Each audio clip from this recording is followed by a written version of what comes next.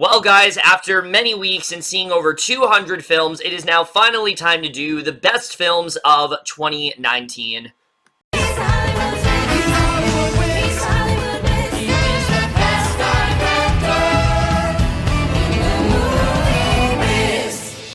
And like I say every single year, guys, this was definitely not an easy list at all. 2019 was such a good year for movies. There were so many films that came out that could have qualified here.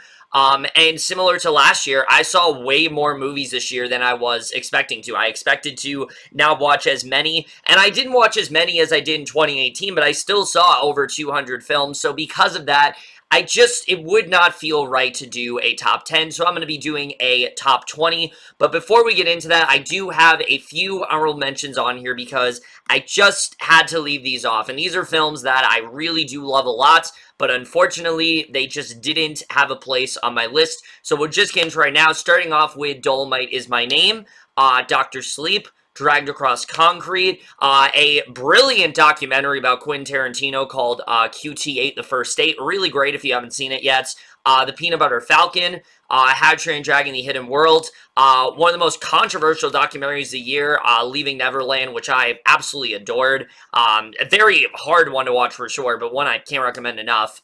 Lego Movie 2, The Second Part, Booksmart, Spider-Man Far From Home, The Farewell, and the one that pained me to leave it off this list and almost got in there, Greener Grass. So those are all of my honorable mentions, guys, and all of those films are really great. There's just 20 films that are just a little bit better that are, in fact, on this list. So we're just getting to right now, starting off with number 20.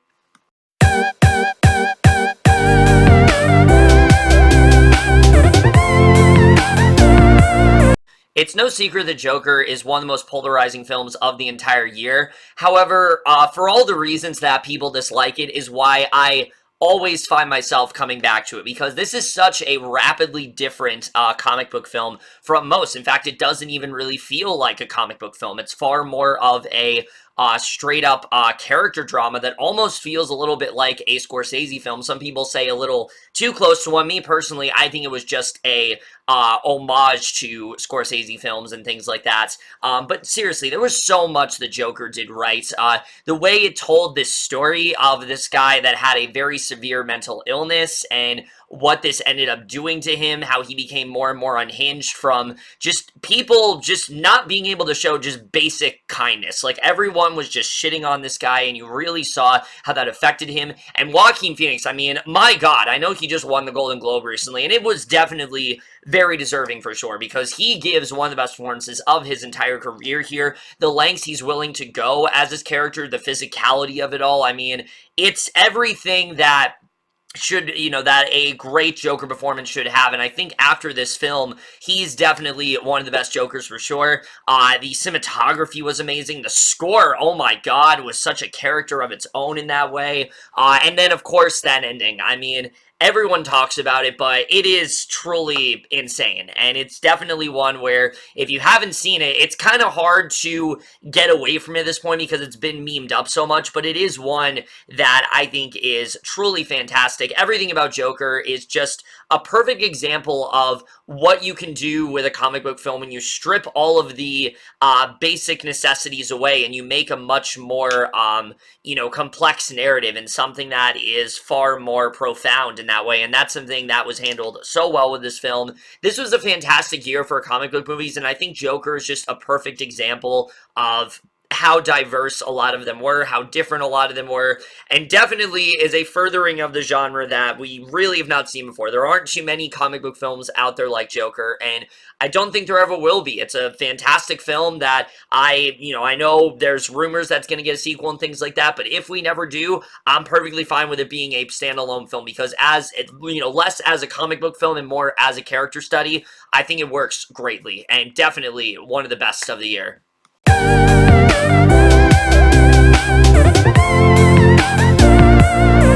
ever since I saw The Nightingale, I have heard next to no conversation about it, and I really don't understand why, to be honest with you, because this, for me, is one of the most raw and impressive dramas of last year. It's one of those films where it doesn't hold back, but I don't love it because it doesn't hold back. I love it because of its rawness. I love it because of its story.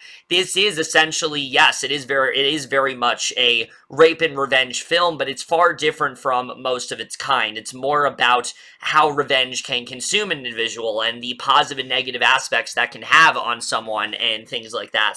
And also the brutality that was going on in Australia at that point. I mean, one of the most tumultuous times in any place of the world. Any place of the world. This was one of the most tumultuous places to be in within that time period. It's just absolutely horrific to watch. But Aisling Franciosi is truly not getting enough attention. I think maybe the most underrated female performance of the entire year. Just the lengths that she was willing to go, the things that she did in this movie. It's just fantastic, and I cannot wait to see what she's going to do next. Between the amazing cinematography, the ferociousness of the film, and just the overall scope of what was going for her. Jennifer Kent's directing, I mean, this is everything that I love, and the fact people don't see it is pretty much a disgrace to me. I really wish this film got a lot more conversation. It definitely deserves to be on everyone's best list for sure.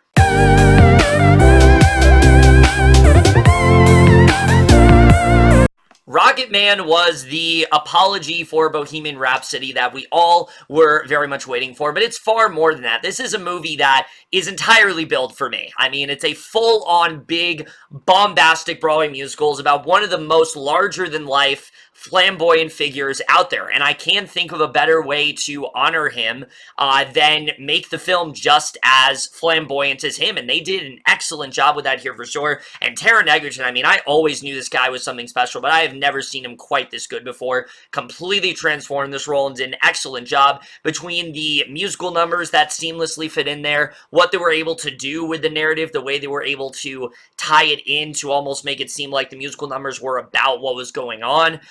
The cinematography, which is still some of the most glossy and just vibrant in the entire year. Dexter Fletcher's excellent directing. This is far closer to what every music biopic should try to be. I'm tired of these straightforward, biopics and things like that, and these are the ones that really do stick out. While there are some really good biopics this year, few were able to redefine themselves quite like Rocketman did. This is a music biopic unlike no other. It's a very special one about a very special figure, and definitely exceeded in pretty much every way that I wanted it to, and definitely is on this list for that reason.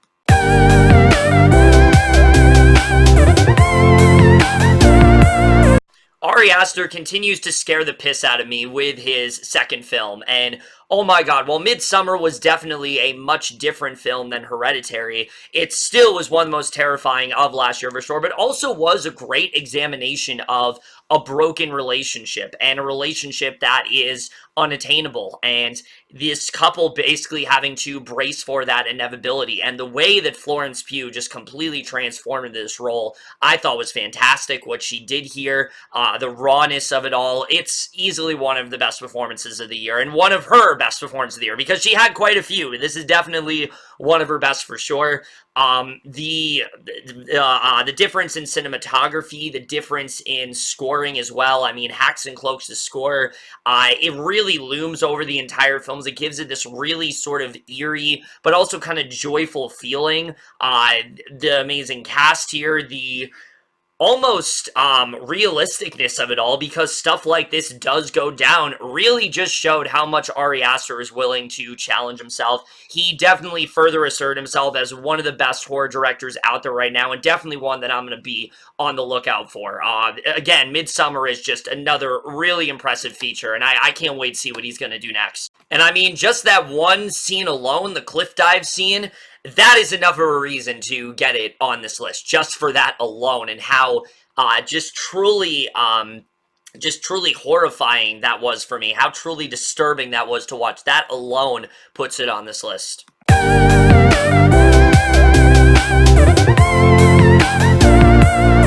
Once again, we have another film that really isn't getting enough talk, and I really don't understand why. Loose is easily one of the most compelling films of last year. It's taking a kid that everyone looks at as this grade A student, this perfect guy who does nothing wrong, and shows that, well, to everyone's shock, he does have some flaws. There are some things about him that aren't perfect. He doesn't like the fact that everyone is building him up, and you can see the pressure that's mounting on him. And Calvin Harrison Jr. just did such an excellent job in one of his appearances on this list. He's going to be making a second one for sure.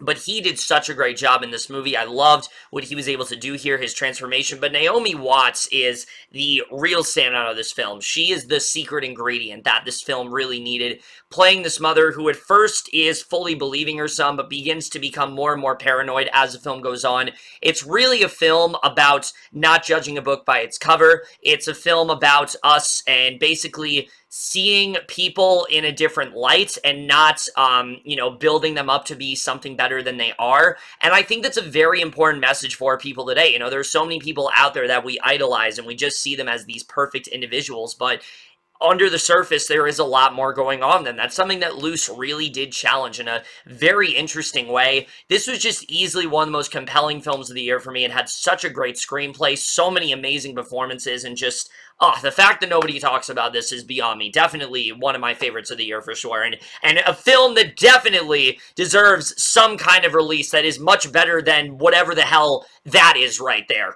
Just, come on, just give it a Blu-ray release. That's all I care about. Just give it a literal release. That's all that matters.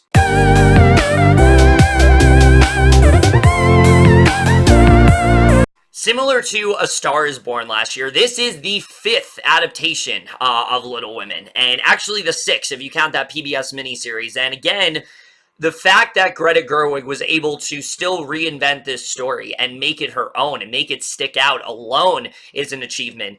But also the fact that she was able to dive deeper into these characters. I mean, yes, Jo has always been the center focus, but giving Amy a far more meatier role and giving her something that is far more focused on less of the fact that she was just the troublemaker and more of a girl that was always in Jo's shadow, someone who always felt kind of lost and was inspired by what Jo wanted to be, really playing off of that relationship quite well. And oh my god, the cast here, Saoirse Ronan, Eliza Scanlon, Laura Dern, Florence Pugh especially, though, the way she was able to go from this young, sort of naive version to a far more sophisticated woman, I thought was just fantastic. I love the way she was able to pull that off. The non-linear structure of it all, I thought really paid off in the end. And just in general, this is another really great way to take a property that almost seems like it's been done to death and find a way to still breathe new life into it, giving it a much more feel about independence and how women are good for more than just marriage. There's far more going on there that, both Jo and Amy and all these characters come to learn over time. And for that alone, I think it is enough reason to put in there. Greta Gerwig is very slowly becoming one of my favorite directors today. And seriously, I don't understand why they keep snubbing her, because she definitely is one to look out for sure. She knows what she's doing, and that's why Little Women is definitely on this list.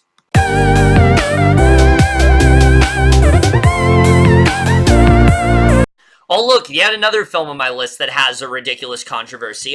In all seriousness, Jojo Rabbit is such a fantastic film. It's the perfect anti-hate satire, and a film that I think we kind of really do need right now, because it's essentially a film about how easily manipulated children can be, and how they can be so manipulated that they're rooting for the wrong side, and they don't even realize that they're rooting for the wrong side. And that naivety, yes, it does play into the comedy, and this is an often very hilarious film, but it was far more authentic, and that was what really surprised me about this film, is that it was far more authentic than I really was expecting to. The way it dived a lot deeper into Jojo's life and what he's going through, and how this is having such a visceral impact on him, and the transformation that he undergoes when he starts to realize, what he's really starting to believe in and things like that.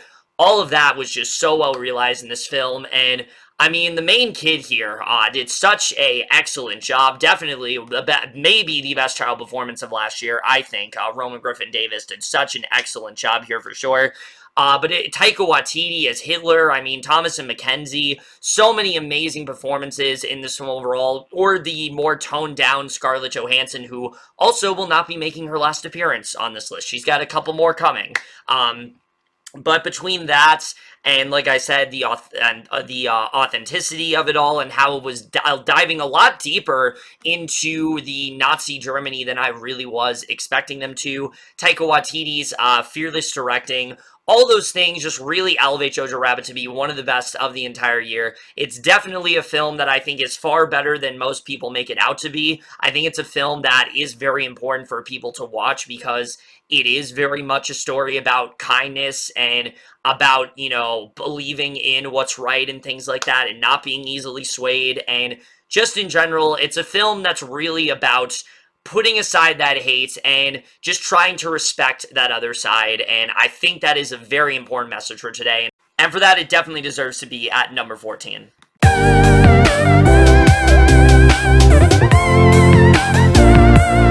Knives Out may just be the funniest film of last year. This is such a endlessly quotable and frequently hilarious screenplay, but it also is a great commentary about the class system and how this affects certain individuals, particularly Ana de Armas's character, who I thought was for sure the big standout of this movie, which she was able to go through, you know, her whole sort of arc in the film, and her performance in general is not one that I thought she was capable of, but then Daniel Craig comes in, playing one of the most charismatic and just, I think, energetic characters of last year. One of the most wacky and unorthodox detectives that I have seen in quite a long time. I can't wait to see what else they're going to do with him. They already announced a sequel, and I can't wait to see what they're going to do with his character. Chris Evans playing a completely different role than we expect him to. Far more snarky, far more sarcastic, far more just, you know, negative in that way, and he just did such an excellent job, had me in stitches throughout the film.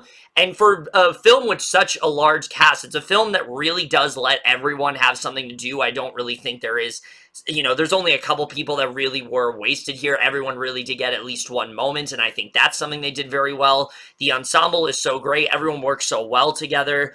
And overall, Knives Out, it's just the definition of how to take a whodunit and really turn on its head in a really exciting way. It's a genre that a lot of people say, you know, you can only do it in a certain way. There isn't really ways to reinvent it, and Knives Out proved that is absolutely not the case. This is a highly original film that really did do its own thing, and in the end was all the better for it, and definitely for that reason alone, it definitely deserves to be at number 13.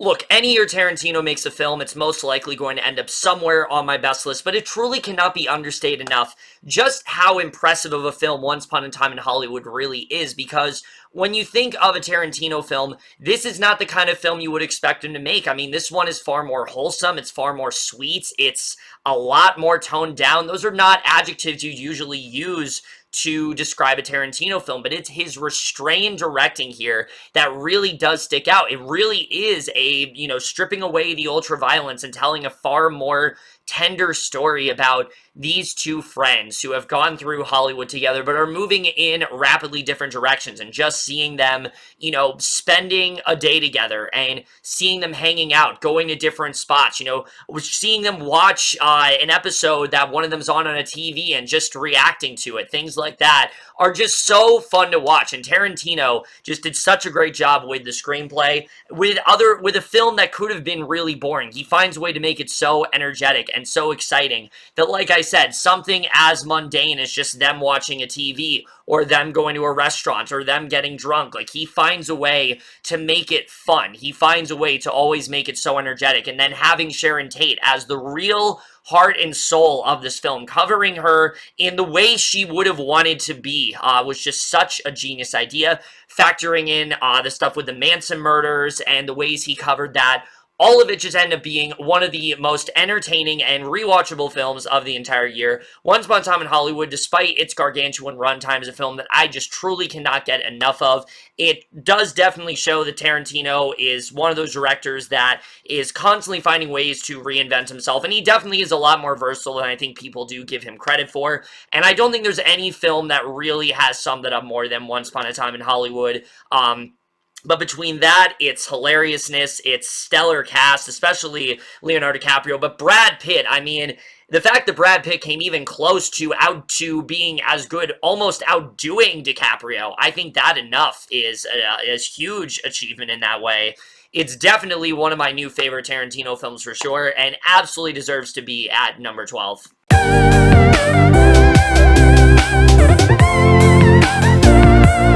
While there are a good amount of people that have seen Portrait of a Lady on Fire, there's still quite a bit that haven't, unfortunately, because it is in limited release right now. It's not getting a wide release until February, and that is a damn shame, because this is easily one of the most hauntingly beautiful, but also deeply heartbreaking films of last year for sure.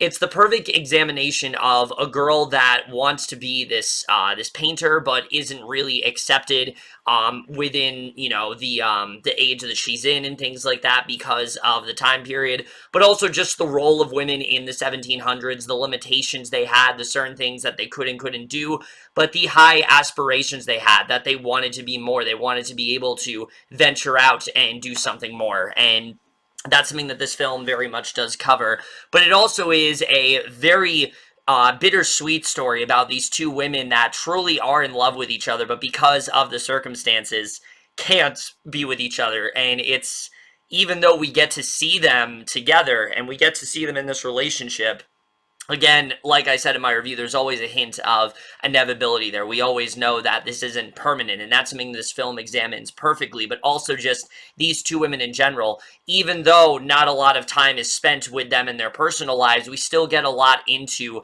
what they're going through, the goals that they have, the struggles they have, you know, their wants and needs in life, and all of that is so well done. And halfway through the film, you realize it's kind of its own sort of like stage play. It's just a higher stage play with an incredible sound design that is maybe the best of the entire year.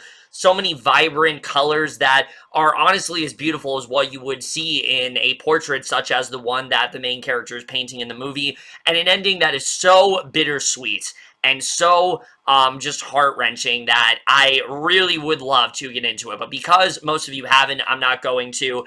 But seriously, I cannot recommend this enough. Both Naomi Merland and Adil Hanel should definitely give some of the best performances in the entire year. It's one of the best screenplays the entire year. I mean, there's, with an entire scene just being about the different choices that a character makes in a book, and them thinking differently about why this character would make or shouldn't make this certain choice. Stuff like that is just so compelling, and ultimately makes Portrait of a Lady on Fire one of the best of the entire year. When it comes out in February, do not miss this one, guys. It is absolutely incredible for sure. Alright guys, so here we are. We are now in the top 10. These guys, these are the films that I love the most. They're the real cream of the crop. They're the films, when I look back at the year overall, they're the ones that I'm going to go back to. They're the ones that I'm constantly going to be pushing others to watch. And they're ones that, if you guys haven't seen them, I hope you guys check out as well. But we're going to get into it right now, starting off with number 10.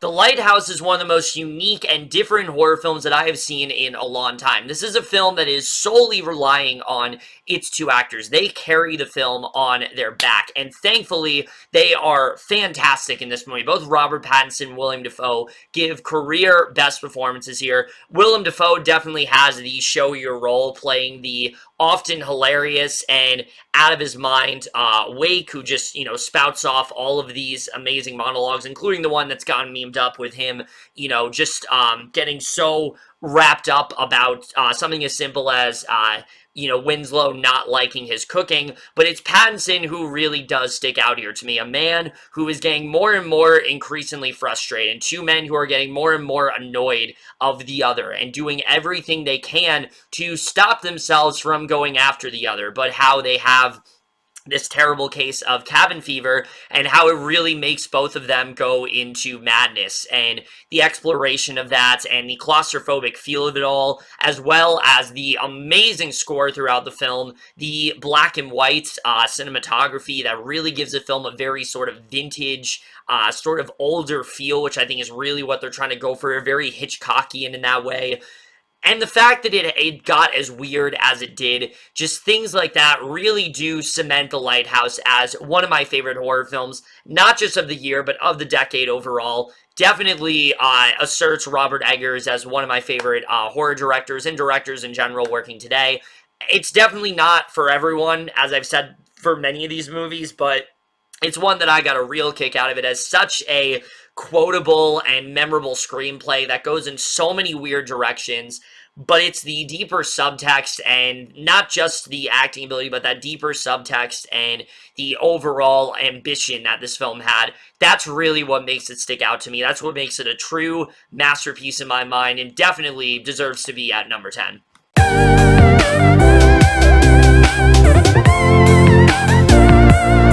A lot of people probably forgot Us came out this year, and I really don't understand why. I don't understand why people have forgotten about it, because for me, this is easily one of the most well-crafted and impressive horror films of last year. It's a film that, yes, already in concept is very interesting. The idea that you have this family and their mirror, they have basically this more ferocious and evil version of themselves, well, seemingly evil versions of themselves following them around, and they have to try to do what they can to get away from them. That alone is fantastic, but then when you factor in what the film is trying to say about class systems and what the film is trying to say about those that are oppressed in society and how we look down upon those sort of individuals, I think this film is far more impressive than people really do give it credit for. I mean, just what Jordan Peele was able to do here, crafting really a film that I think Hitchcock really would have made back in the day if he was still alive. It really does feel like something like that.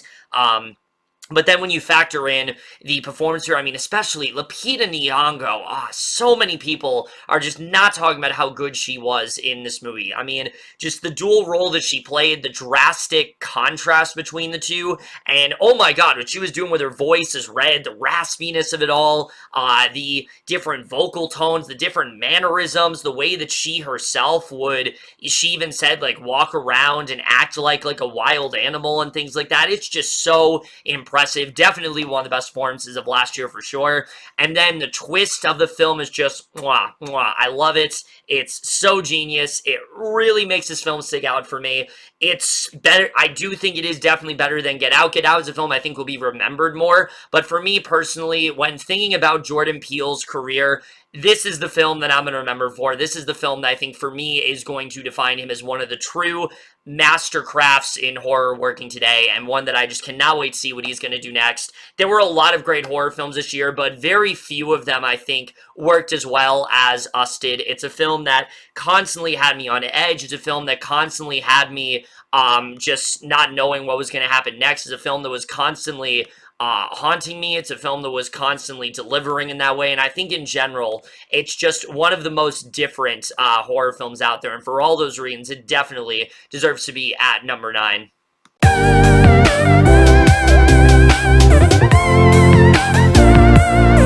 Now, as I said in my original review for 1917, I'm not someone that normally likes war films. It's not that I don't appreciate them, it's just they're not my favorite genre. They can be very boring for me, but recently there's been a real slew of really great ones. But 1917 might just be the best out of all the ones we've had, because this is such a different kind of war film. It's so contained, but it is still so exhilarating in that way. It's a film where it really takes you through the truly tumultuous environment that these characters are going through, them having to trudge through this environment and try to deliver this message as best as they can. Such a dangerous journey that you are feeling the entire time, with George McKay and Dean Charles Chapman perfectly representing the paranoia and just utter fear of these characters. You are also feeling it throughout the entire film. That really doesn't give you a single second to breathe. There's always something going wrong. There's always something happening. And it's one of those films that I think years from now could end up being one of the best of its kind, for sure, with its very technical aesthetic of being seemingly all in one take, with Roger Deakins giving some of the best cinematography he's ever done. Thomas Newman's just amazing and eventually very bombastic score. And just in general, it's one of those films that I think is one that you need to see on the biggest screen possible to really get the full experience of it. It's a film that is constantly finding ways to leave you in suspense. Even when you think you know what's going to happen, there's always something in the way. There's always something that is gripping. There's always something that is so propulsive and things like that. And just for that alone, the pure just reaction it got out of me and the fact that it was able to invest me as much as it did, even with so little character and not having to have a lot of character to really move the story forward in an exciting way, was still able to do enough there. It alone ends up, I think, on my best list for sure at number 8.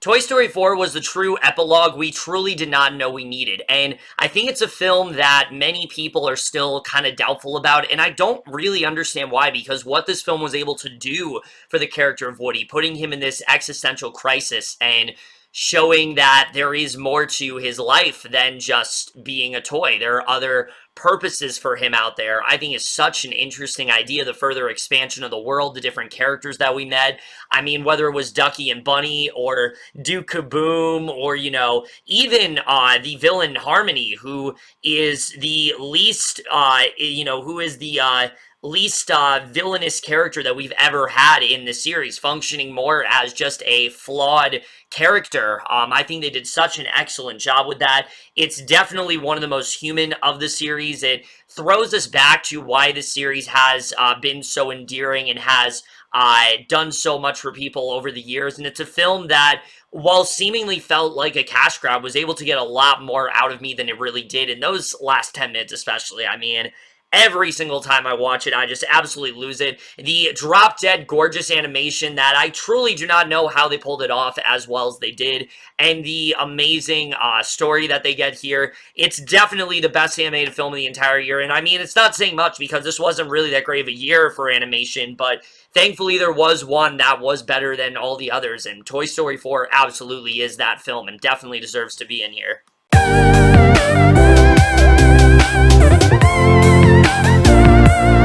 Marriage Story is probably one of the most devastating and realistic films I've ever seen.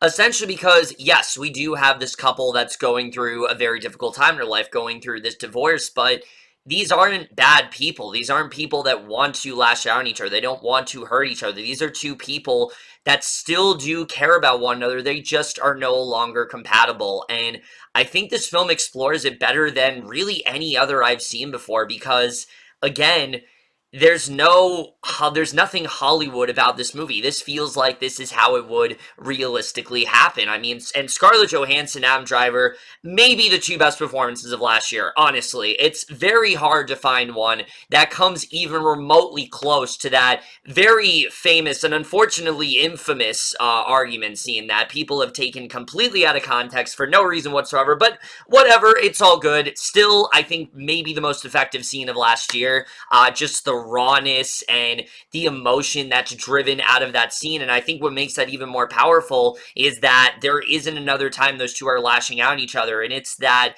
more niceties and the, you know, cordialness that these two have throughout the film, but showing how lawyers are starting to push them over the edge. That's really what impressed me so much about Marriage Story. Couple that with Randy Newman's just heartbreaking and pretty much perfect score that evokes that same sense of fun and warmth that we associate with the Toy Story films, but has more of a edge here. Definitely one of my favorite scores of last year for sure. And then, like I said, the two performances, and you have what is easily, I think, one of the most emotional and resonant films of last year for sure. And for all those reasons, it definitely belongs at number 6.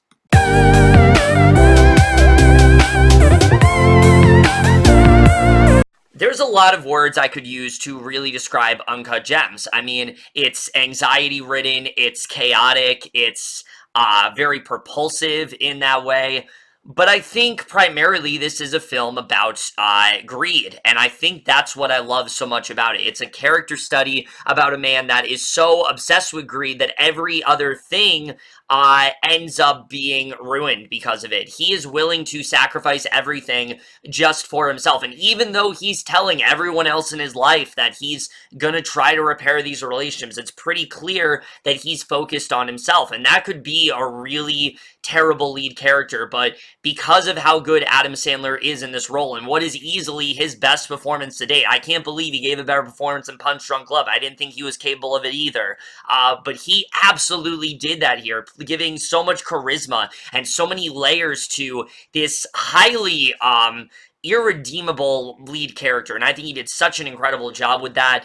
Just like I said, the chaotic feel of it all, the fact that almost every single scene pretty much had me on edge, even scenes with just characters in a conversation had me on edge because you know something could go wrong at any second. The amazing cinematography, the deep symbolism, especially in that ending, which has pretty much stuck with me since I've seen it, easily just makes Uncut Gems one of the best films of the entire year. This was such a wonderful year for A24, and this is easily one of their best films for sure. Definitely belongs in number 5.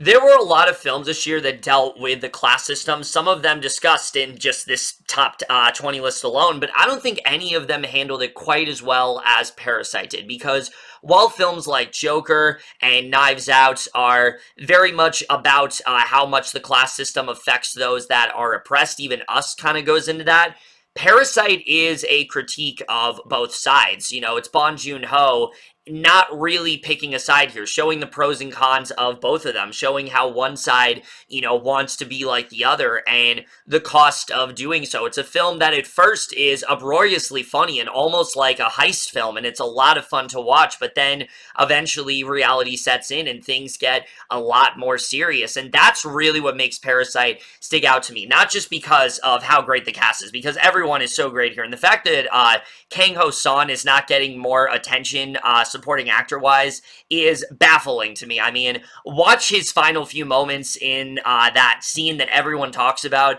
The fact that he's not getting attention for that, I don't understand it at all. But between that, the gorgeous cinematography that pretty much is a character of its own, the different color palettes between the Home of the Parks and the Home of the Kings, I think is so well realized in that way. The amazing score that pretty much changes as drastically as the film does, which I absolutely adore. The extremely quotable screenplay, you know, aside from the Jessica jingle that's pretty much iconic at this point, there's even more memorable things about that screenplay.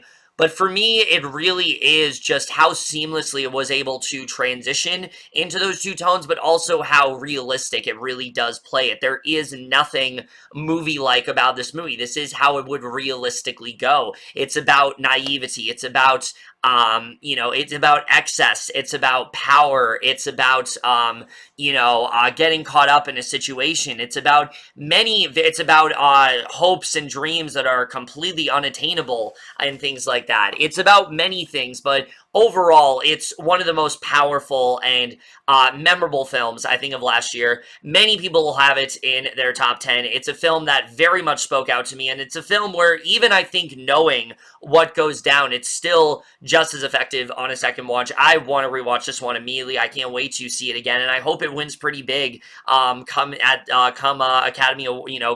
Oscars next month, because there's a lot to really love about it for sure. There's so much to endlessly dissect with Parasite, and before you get on me, yes, I know it does not take place in China. I know it's Korea, okay? I'm sorry, I'm stupid. Next movie.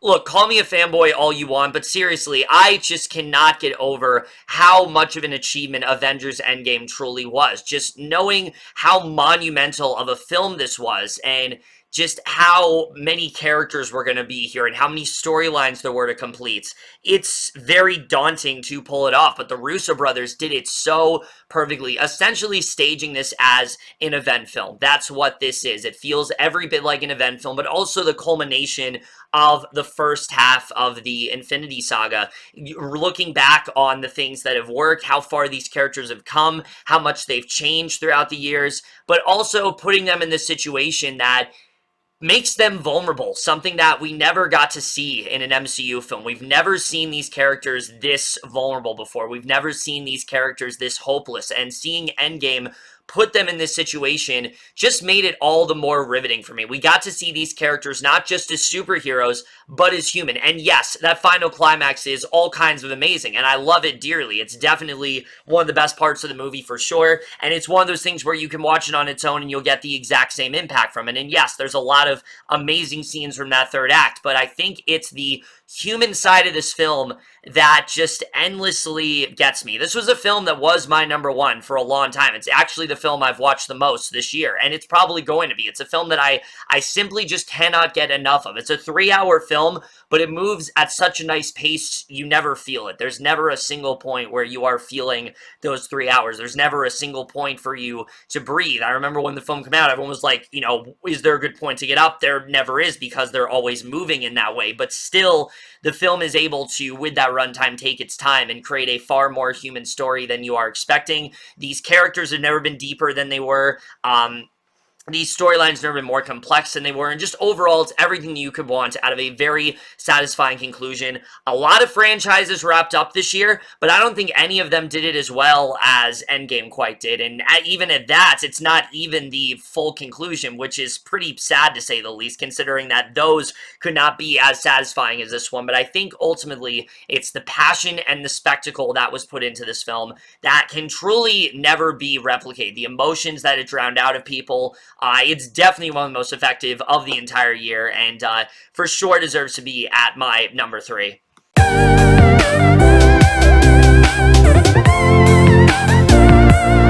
Waves is probably a lot higher than you are expecting it to be. This is not a film that a lot of people have seen, unfortunately, and that really does suck, because for me, this is everything I love about filmmaking. Just the amount of passion that was poured into this project, but not just that, the amount of emotion that you go through. I mean, this is the definition of an emotional roller coaster, and it's also the film that had the most visceral reaction out of me. I mean, it's rare for the first hour and 20 minutes of the film to have me at such a huge adrenaline rush, to the point where I'm sweating bullets, to the point where I'm so glued to the screen in that way, and then halfway through the film take this drastic turn to the point where I'm almost crying my eyes out. It's definitely the film that, in terms of emotion, got me the most. There's another film that affected me a little bit more, which I'll get into, of course, but in terms of emotion, this film just handled that so well. But what I think Waves does even better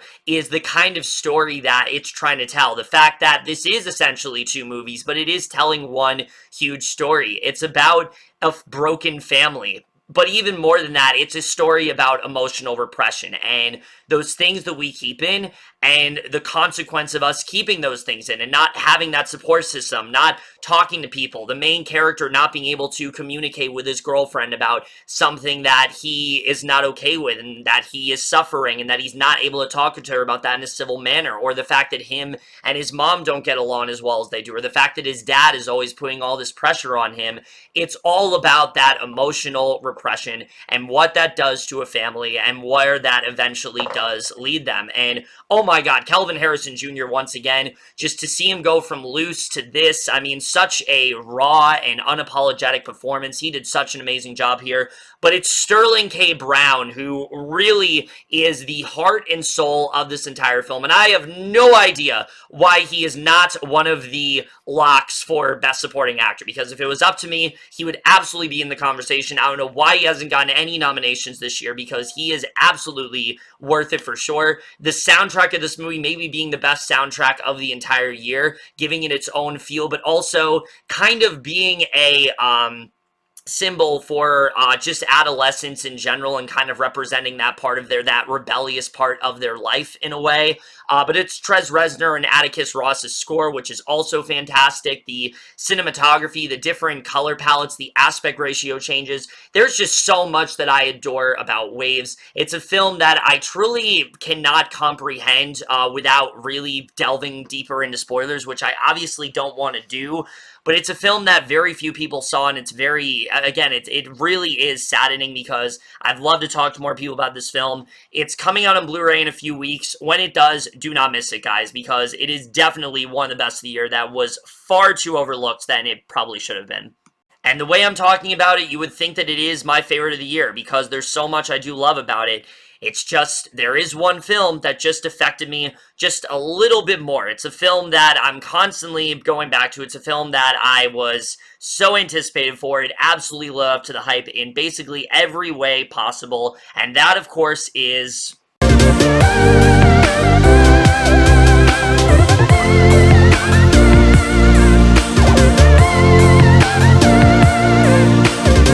Look, you guys can call me a Martin Scorsese dick sucker all you want, and you know what? Maybe I am, because he is the GOAT after all, but trust me, something about The Irishman, it just really affected me. There are many films this year that were very powerful, and there were films that definitely did get me emotionally, but nothing quite like The Irishman. This is a film that I honestly did not know Scorsese was still capable of making. I mean, when you look at how many films he's made, I went through his entire filmography prior to this film, and still he's able to churn out such amazing work, and he's still able to excel in a way that he hasn't been able to do. Very few filmmakers of his stature and of his age that are this far into his career are able to do that, and the fact that Scorsese still has that passion, that's what keeps bringing me back to this film. But it's also just the narrative itself. I mean, the whole story of Frank Sheeran, yes, it's one we've seen before, but not this reflective, not this contemplative, not one that is basically asking you to question every single choice that you've made, in a way almost feeling like Scorsese himself is reflecting on past choices he's made in his other movies, and it very much feels that way. And I mean, oh my god, the cast here, Robert De Niro, some of the best work he's ever given. I don't know why he is not in the conversation for Best Actor. I don't know why he keeps getting snubbed. It's completely ridiculous to me. Joe Pesci's very sinister, but far more toned down sort of villain that he's playing here. But it is Al Pacino who is absolutely the glue that I think holds this entire film together, and makes you wonder why him and Scorsese never worked on another project before. Again, this film has everything you could love in a Scorsese movie, whether it's the razor-sharp dialogue, the absolutely amazing chain of events that goes down, the stellar performances, the often hilarious moments as well. There's a lot of fun moments in this movie. I mean, everyone remember the fish gag and the scene involving Pacino talking about a bunch of people named Tony. I mean, stuff like that is just so great. It's stuff that only Scorsese can do well. The amazing cinematography here, the almost masterful de-aging, which you don't really notice ever at all. The score, the very minimal score by Robbie Robertson, but one that is so effective. And the fact that we can have a 3.5-hour movie and it never feeling like it's going on too long, never feeling like a single scene is being wasted. I mean, that just proves how masterful of a director Scorsese really is, and the way he's able to tell a familiar gangster story but give it a much more melancholy feel. He just did such an excellent job with that there. But again, it's that ending that really makes me go back to it. And I've said it in my review, and I'll say it again.